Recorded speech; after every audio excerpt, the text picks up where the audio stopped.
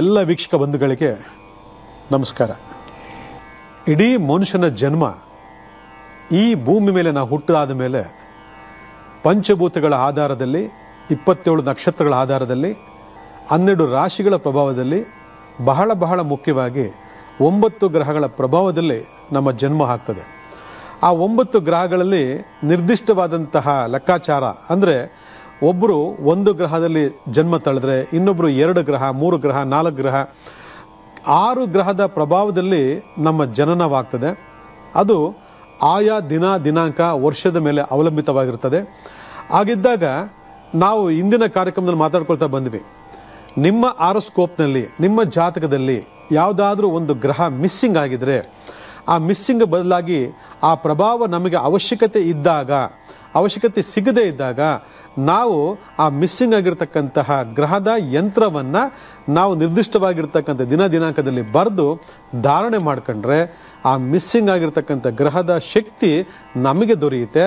ಆ ಮಿಸ್ಸಿಂಗ್ ಆಗಿರ್ತಕ್ಕಂಥ ಫಲಗಳು ಕೂಡ ಆ ಯಂತ್ರವನ್ನು ಧಾರಣೆ ಮಾಡ್ಕೊಂಡ್ಮೇಲೆ ನಮಗೆ ಸಿಗುತ್ತೆ ಅನ್ನೋದ್ರ ಬಗ್ಗೆ ನಾವು ಇಂದಿನ ಕಾರ್ಯಕ್ರಮದಲ್ಲಿ ಮಾತಾಡ್ಕೊಳ್ತಾ ಬಂದ್ವಿ. ಆದರೆ ಯಂತ್ರದ ಬದಲಾಗಿ ನಾವು ಯಾವುದಾದ್ರೂ ಒಂದು ವರ್ಷಕ್ಕೋ ಅಥವಾ 6 ತಿಂಗಳಿಗೋ, 3 ತಿಂಗಳಿಗೋ ಅವಶ್ಯಕತೆ ಬಿದ್ದಾಗೆಲ್ಲ ನಾವು ಆಯಾ ಸ್ಥಳಗಳಿಗೆ ಹೋಗಿ ಆ ಒಂದು ಶಕ್ತಿಯನ್ನು ಪಡ್ಕೊಂಬಂದರೆ ಎಷ್ಟು ಚೆನ್ನಾಗಿರುತ್ತಲ್ವ. ನಾವು ಯಾವುದ್ಯಾವುದೋ ಊರುಗಳಿಗೆ ಟ್ರಿಪ್ ಹೋಗ್ತೀವಿ, ಯಾವುದ್ಯಾವುದೋ ದೇವಸ್ಥಾನಗಳಿಗೆ ಹೋಗ್ತೀವಿ. ಆದರೆ ಯಾವ ದೇವಸ್ಥಾನದಲ್ಲಿ, ಯಾವ ಸ್ಥಳದಲ್ಲಿ, ಯಾವ ಜಾಗದಲ್ಲಿ ನಮಗೆ ನಿರ್ದಿಷ್ಟವಾಗಿರ್ತಕ್ಕಂಥ ಶಕ್ತಿಯ ಅರಿವು ಇದೆ ಅನ್ನೋದ್ರ ಬಗ್ಗೆ ನಮಗೆ ಗೊತ್ತೇ ಇಲ್ಲ. ನಾವು ಕೇಳಿ ಅಲ್ಲಿ ಹೋಗಿದ್ರೆ ಅದು ಸಿಗುತ್ತಂತೆ, ಇಲ್ಲೋದ್ರೆ ಇದು ಸಿಗುತ್ತಂತೆ, ನಾವು ಆ ದೇವಸ್ಥಾನಕ್ಕೆ ಹೋದ್ರೆ ಆ ಪರಿಹಾರ ಆಗುತ್ತಂತೆ, ಈ ದೇವಸ್ಥಾನಕ್ಕೆ ಈ ಪರಿಹಾರ ಆಗುತ್ತಂತ ನಾವು ಮಾತಾಡ್ಕೋತೀವಿ. ಆದರೆ ಯಾರಿಗೂ ಅದ್ರ ಬಗ್ಗೆ ಸರಿಯಾದಂತಹ ನಾಲೆಡ್ಜ್, ತಿಳುವಳಿಕೆ ಇಲ್ಲ. ಹಾಗಿದ್ದಾಗ ನಾವು ಯಾರೋ ಹೇಳಿದ್ದಾರೆ, ಅವ್ರಿಗೆ ಒಳ್ಳೇದಾಯ್ತಂತೆ, ನಮಗೂ ಆಗುತ್ತೇನೋ, ನಾವು ಹೋಗಿ ಅಲ್ಲೇನೋ ಮಾಡ್ಕೊಂಡು ಬರ್ತೀವಿ. ಆದರೆ ಎಷ್ಟು ಜನಕ್ಕೆ ನಮಗೆ ನಿರ್ದಿಷ್ಟವಾದಂತಹ ಶಕ್ತಿಯ ಅರಿವು ಅಥವಾ ಶಕ್ತಿಯ ಫಲ ಆ ನಿರ್ದಿಷ್ಟವಾದಂತಹ ಜಾಗದಲ್ಲಿ ಅರಿತಾ ಇದೆ ಅನ್ನೋದ್ರ ಬಗ್ಗೆ ಗೊತ್ತಿಲ್ಲ. ಹಾಗಿದ್ದಾಗ ನಮಗೆ ಬೇಕಾದಂತಹ ಶಕ್ತಿಯನ್ನು ಪಡ್ಕೋಬೇಕು ಅಂದಾಗ ನಾವು ಈ ಯಂತ್ರ, ಮಂತ್ರ, ತಂತ್ರ ಅಥವಾ ಈ ಜಮ್ಸು ಅಥವಾ ಪೂಜೆ ಪುನಸ್ಕಾರಗಳು ಏನೇನೋ ಮಾಡಕ್ಕೆ ಹೊಡ್ತೀವಿ ನಾವು. ಆದರೆ ಆ ಒಂದು ಸ್ಥಳಕ್ಕೆ ನಾವು ಹೋಗಿ ಬಂದಿದ ತಕ್ಷಣ ಸಾಕು, ನಮಗೆ ನಿರ್ದಿಷ್ಟವಾದಂತಹ ಗ್ರಹದ ಫಲಗಳು, ಶಕ್ತಿಗಳು ನಮ್ಮನ್ನು ಆವರಿಸ್ಕೊಳ್ತವೆ ಅಂತಂದರೆ ನಮಗೂ ಗೊತ್ತಾಗ್ಬಿಟ್ರೆ ಎಷ್ಟು ಚಂದ ಅಲ್ವಾ ಅಂತ ಭಾಳ ಜನ ಅನ್ಕೋಬೋದು.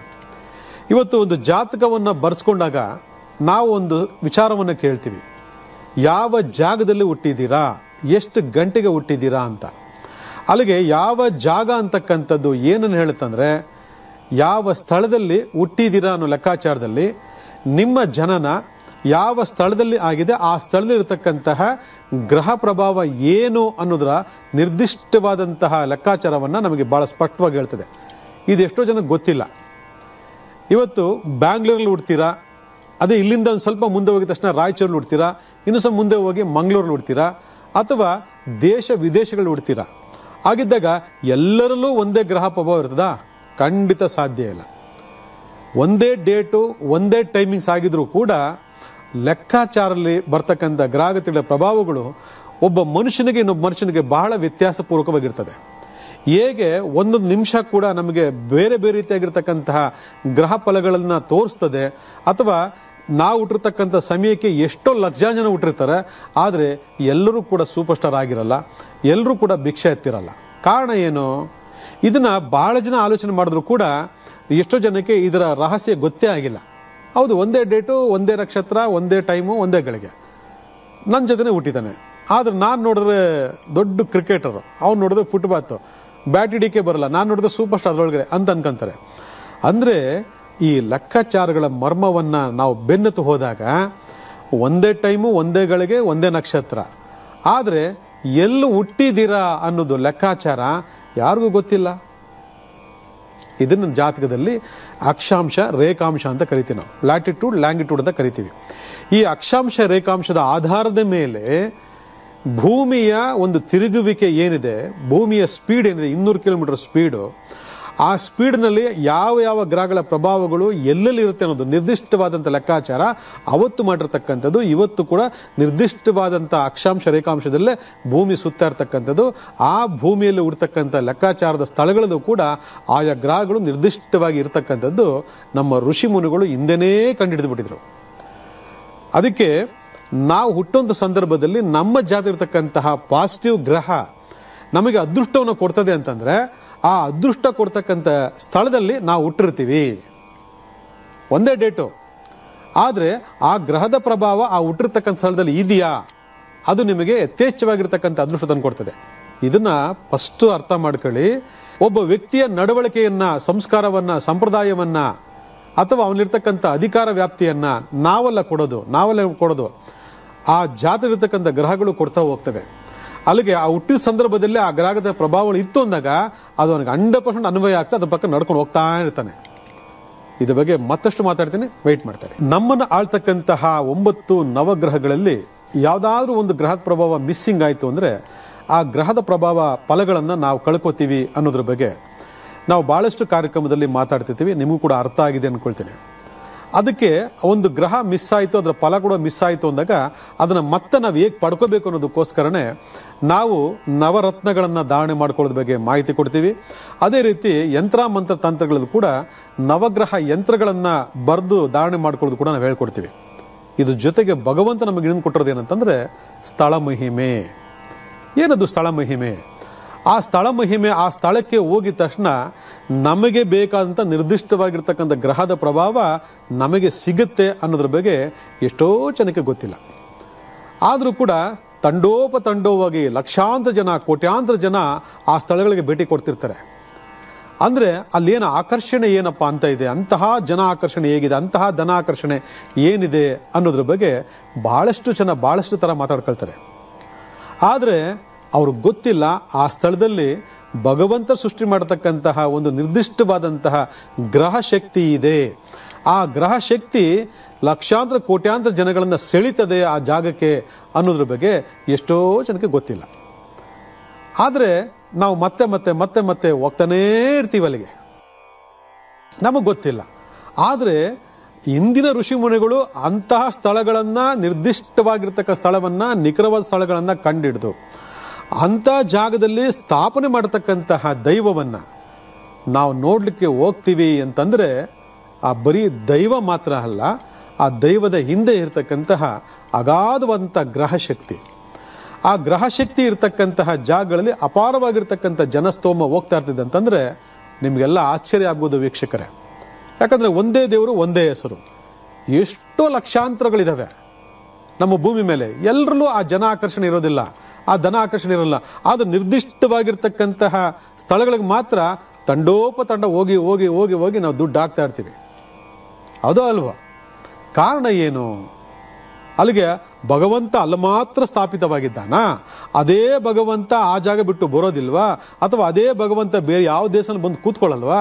ನಮ್ಗೆ ಯಾರಿಗೂ ಆಶೀರ್ವಾದ ಮಾಡಲ್ವಾ? ನಮ್ಮ ಜನಗಳನ್ನ ಯಾರನ್ನೂ ಕರೆಯಲ್ವಾ ಅಂತ ನಿಮ್ಮ ಪ್ರಶ್ನೆ ಮೂಡ್ಬೋದು. ಅದಕ್ಕೆ ಸ್ಥಳ ಮಹಿಮೆ ಅಂತ ನಾವು ಕರಿತೀವಿ. ಯಾರ್ಯಾರು ಎಲ್ಲೆಲ್ಲಿ ಯಾವಾಗ ಹುಡ್ತಾರೋ ಆ ಒಂದು ಸ್ಥಳದಕ್ಕಂತಹ ಗ್ರಹ ಪ್ರಭಾವದ ಅವರಿಗೆ ಅನ್ವಯ ಆಗ್ತದೆ. ಅದು ಅದೃಷ್ಟಕರವಾಗಿರ್ತಕ್ಕಂಥ ಗ್ರಹವಾಗಿದ್ದರೆ ಅವರು ದೊಡ್ಡ ಸೂಪರ್ ಸ್ಟಾರ್ ಆಗ್ತಾರೆ.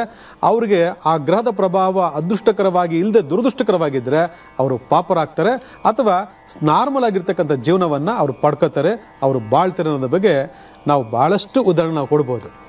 ಹಾಗೆಯೇ ಒಂದು ದೇವಸ್ಥಾನ ಅಂತ ಬಂದಾಗಲೂ ಕೂಡ ಅಲ್ಲಿ ಜನಸ್ತೋಮ ಲಕ್ಷಾಂತರ ಜನ, ಕೋಟ್ಯಾಂತರ ಜನ ಹೋಗ್ತಾರೆ ಅಂತಂದಾಗ ಅಲ್ಲಿ ಏನೋ ಒಂದು ಇದೆ ಅಂತ ಅಂದರೆ ಆ ಜಾಗವು ಕೂಡ ನಿರ್ದಿಷ್ಟವಾಗಿರ್ತಕ್ಕಂಥ ಗ್ರಹ ಶಕ್ತಿಗೆ ಒಳಪಟ್ಟಿರುತ್ತೆ ಅನ್ನೋದ್ರ ಬಗ್ಗೆ ನಾವು ಅರ್ಥ ಮಾಡ್ಕೋಬೇಕು. ಇದರಲ್ಲಿ ಬಹಳ ಮುಖ್ಯವಾಗಿರ್ತಕ್ಕಂಥದ್ದು ನವಗ್ರಹಗಳು. ಆ ನವಗ್ರಹಗಳಲ್ಲಿ ಬಹಳ ಮುಖ್ಯವಾದಂಥ ಗ್ರಹ ಅಂತ ತಗೊಂಡಾಗ ಸೂರ್ಯದೇವ. ಸೂರ್ಯನ ಪ್ರಭಾವ ನಾವು ಎಲ್ಲೂ ಏನೂ ಹೋಗಿ ಕಂಡುಕೊಳ್ತಕ್ಕಂಥ ಅವಶ್ಯಕತೆ ಇಲ್ಲ. ಯಾಕಂದರೆ ಎಲ್ಲ 9 ಗ್ರಹಗಳು ಕೂಡ ಯಾರ ಜಾತಕದಲ್ಲಿ ಪಾಸಿಟಿವ್ ಆಗಿರ್ತದೆ ಅವರು ಬಹಳ ಬಹಳ ಬಹಳ ಬಹಳ ಅದೃಷ್ಟವಂತರು. ಇದು ನೋಟ್ ಮಾಡ್ಕೊಳ್ಳಿ. ಇವತ್ತು ಹಂಗಿರ್ಲಿಕ್ಕೆ ಸಾಧ್ಯ ಇಲ್ಲ. ಇದ್ದಾರೆ, ಇಲ್ಲ ಅಂತಲ್ಲ. 9 ಗ್ರಹಗಳು ಕೂಡ ಪಾಸಿಟಿವ್ ಇರೋರು ನಮ್ಮಲ್ಲಿ ತುಂಬ ಜನ ಇದ್ದಾರೆ. ಅದು ನಾನೇ ಚೆಕ್ ಮಾಡಿ, ನಾನೇ ಕಂಡಾರ ನೋಡಿದ್ದೀನಿ.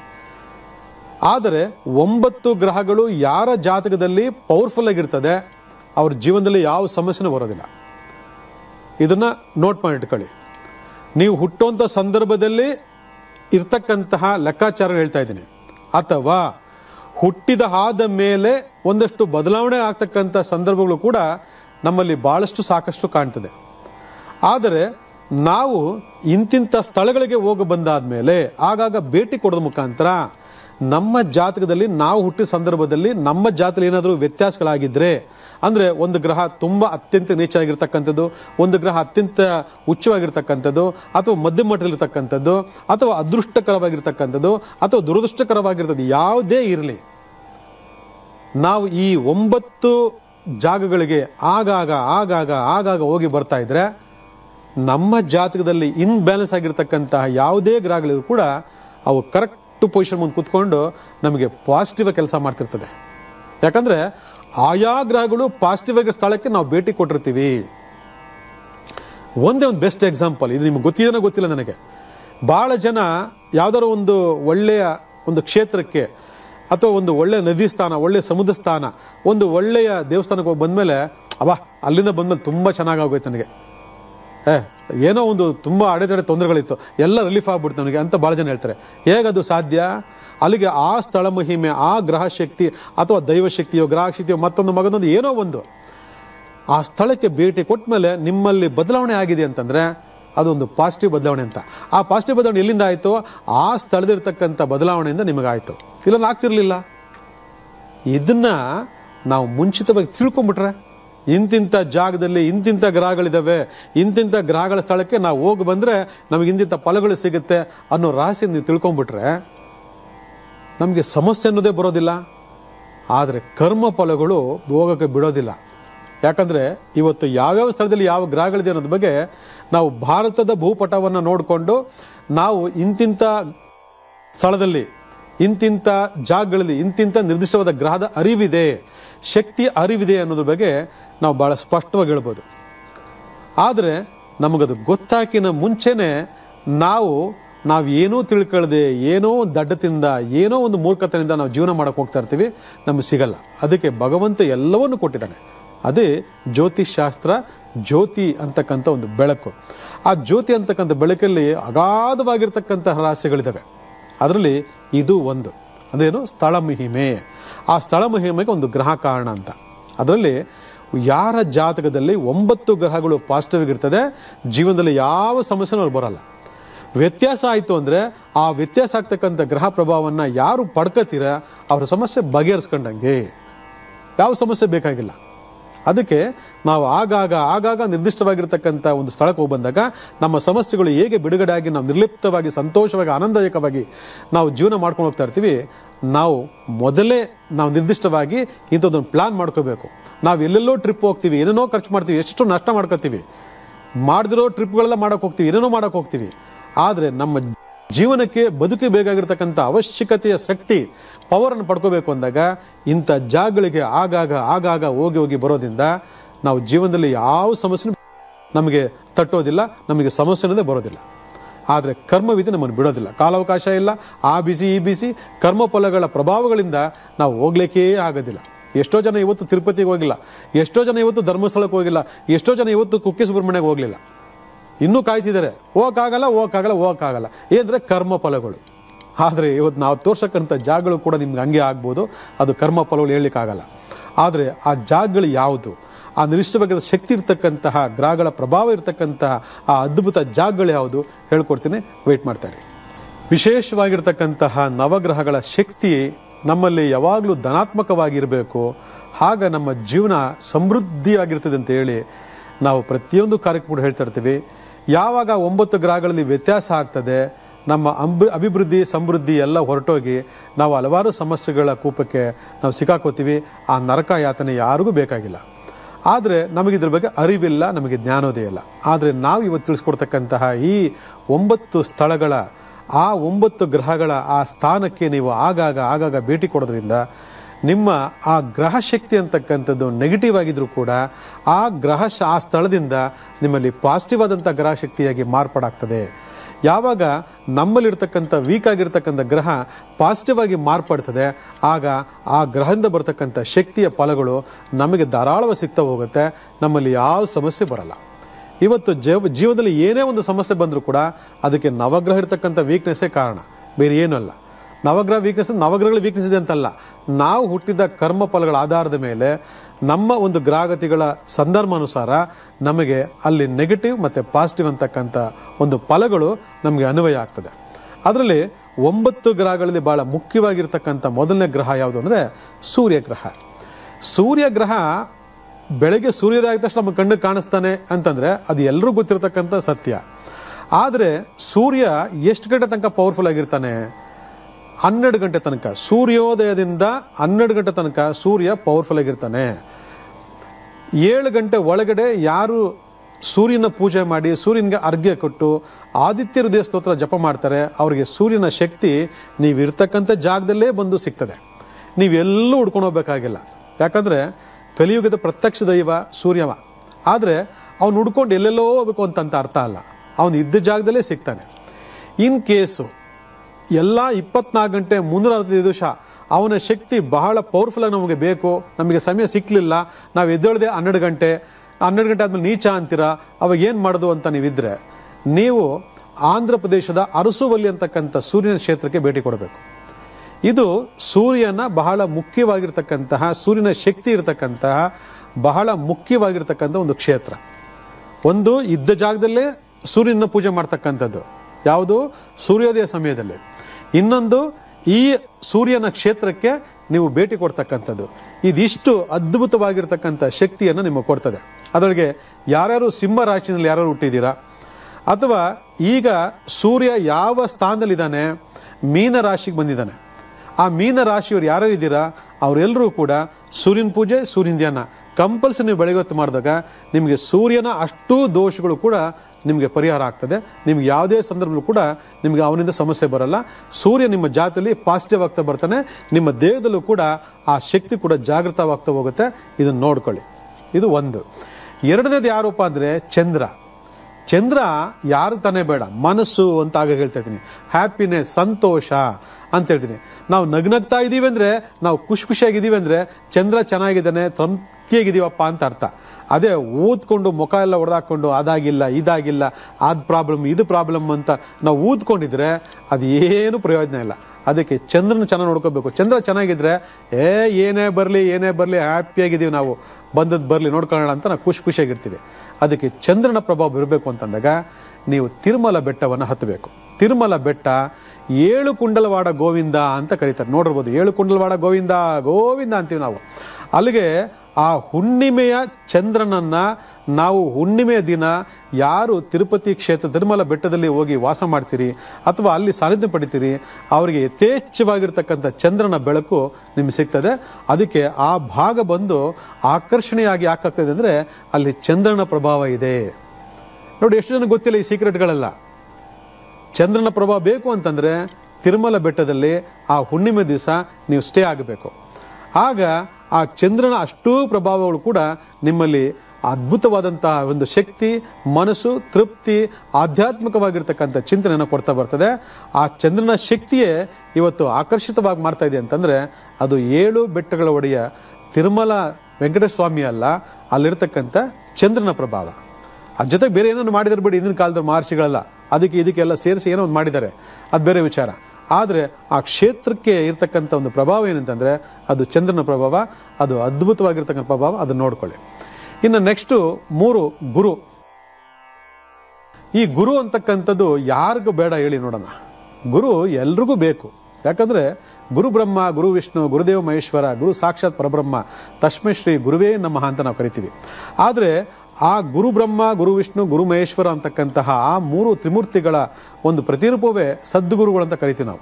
ಅಲ್ಲಿಗೆ ಆ ಸದ್ಗುರು, ಗುರುವಿನ ಅನುಗ್ರಹ ನಮ್ಗೆ ಬರಬೇಕು, ಅಥವಾ ಗುರು ಪರಂಪರೆಯಲ್ಲಿ ಗುರುವಿನ ಅಷ್ಟು ನಮಗೆ ಲೆಕ್ಕಾಚಾರಗಳು ಫಲಗಳು ನಿಮ್ಗೆ ಸಿಗಬೇಕು ಅಂತಂದಾಗ ನಾವು ಗುರುಕ್ಷೇತ್ರಗಳನ್ನು ಭೇಟಿ ಮಾಡಬೇಕು. ಗುರುಕ್ಷೇತ್ರಗಳು ಇವತ್ತು ಅಪಾರವಾಗಿದೆ. ಜೀವಂತ ಗುರುಗಳ ಒಂದು ಸನ್ನಿಧಿ, ಮತ್ತು ಅವಧೂತರಾಗಿ ಇರತಕ್ಕಂತಹ ಹಲವಾರು ಸನ್ನಿಧಿಗಳು ಇವತ್ತು ಯಥೇಚ್ಛವಾಗಿದ್ದಾವೆ. ಅದು ನಾವು ಹೇಳೋ ಅವಶ್ಯಕತೆ ಇಲ್ಲ. ಅದರಿಂದ ಗುರು ಭಗವಾನ್ ನಿಮಗೆ ಅನುಗ್ರಹಪೂರ್ವಕವಾಗಿ ಕೆಲಸ ಮಾಡಬೇಕು ಅಂತಂದಾಗ ಮೊದಲೇ ಮಾಡಬೇಕಾದ ಕೆಲಸ ಅಂತಂದರೆ ನೀವು ಗೋಪೂಜೆನ ಮಾಡಬೇಕಾಗಿರೋದು ಗುರುವಾರ ದಿವಸ. ನೀವು ಇರ್ತಕ್ಕಂಥ ಸ್ಥಳದಲ್ಲೇ ಗೋಪೂಜೆನ ಮಾಡಿ ನೀವು ಗೋವನ್ನು ಪ್ರದಕ್ಷಿಣೆ ಬಂದರೆ ನಿಮಗೆ ಒಳಗಿರ್ತಕ್ಕಂಥ ಗುರುವಿನ ಫಲ ಯಥೇಚ್ಛವಾಗಿ ಸಿಗ್ತದೆ.